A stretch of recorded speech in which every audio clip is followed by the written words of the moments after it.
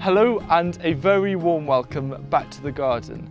Now, water is a hugely precious resource for all gardeners. No matter what our climate is, we're always going to have periods where we do need to do some watering.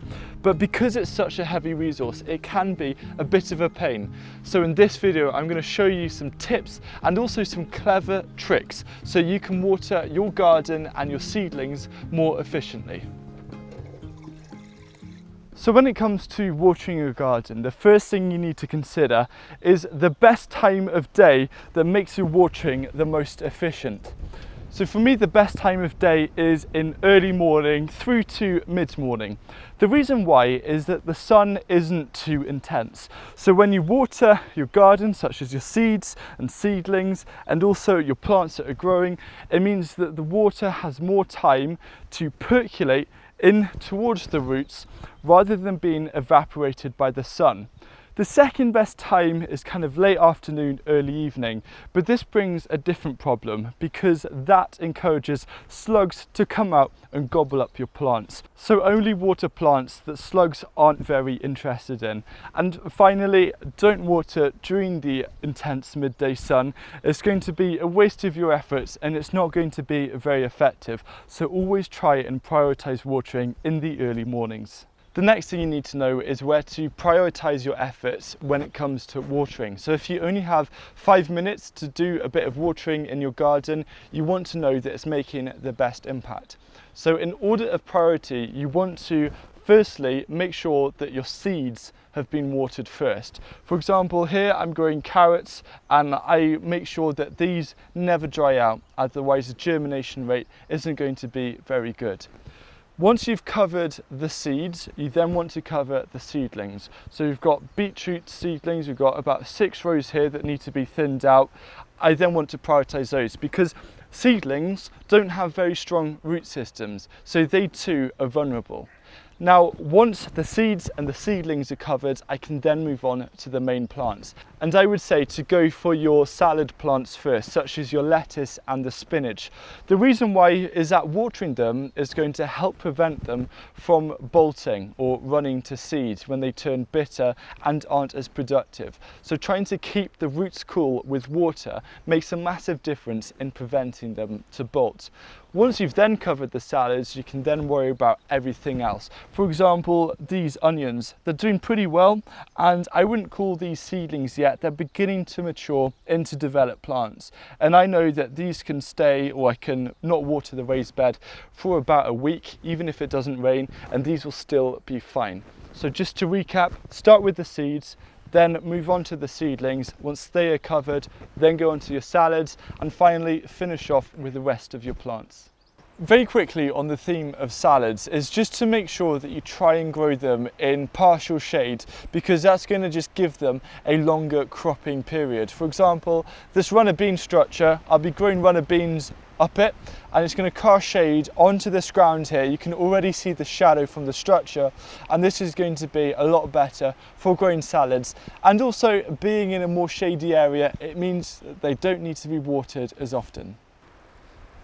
One of the best ways to save your time having to water like this after you've just sown a few rows of seeds is to actually try and time your sowing and also your transplanting to be either during rain or right before rain, because it actually saves you the time of having to get a watering can or your hose and watering them down. The rain is naturally going to do that for you. Now, something which I have mentioned a few times, and I think it deserves one more mention, the method that I learned from James Prigioni. His channel is up there if you want to check it out.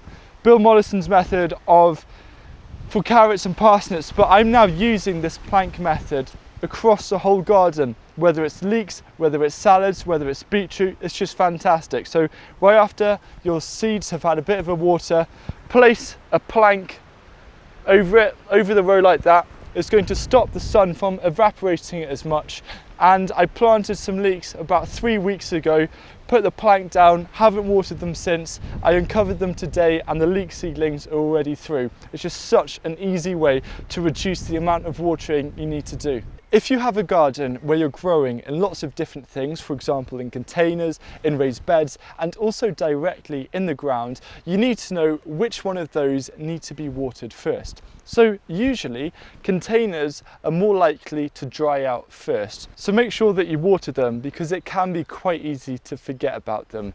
Then raised beds are next on the list in terms of most likely to dry out. And finally, directly in the ground. Now, of course, there are lots of different variables which could change this, but just in general, as a rule of thumb, containers first, raised bed second, and directly in the ground last.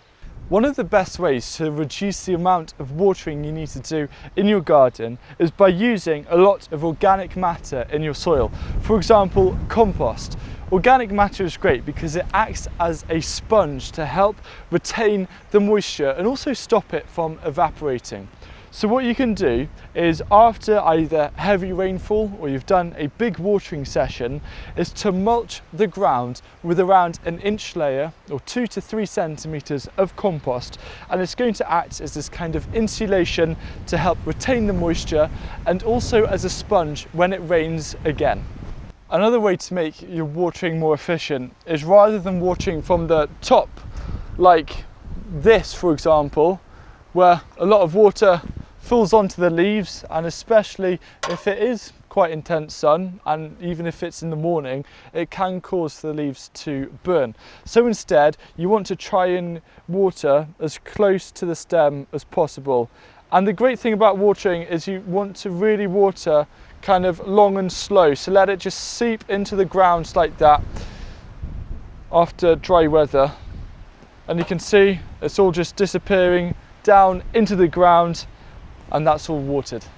A little trick that you can do for your bigger plants, such as squash or globe artichokes, is to form a basin with the soil around the plants. And this basin is going to act as a bowl. So when it rains, or if you do some watering, what's going to happen is a bowl is going to capture that water and slowly release it down into the roots.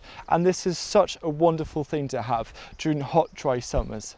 And the final thing that I'd want to mention is just look at always trying to invest in a bit more water storage.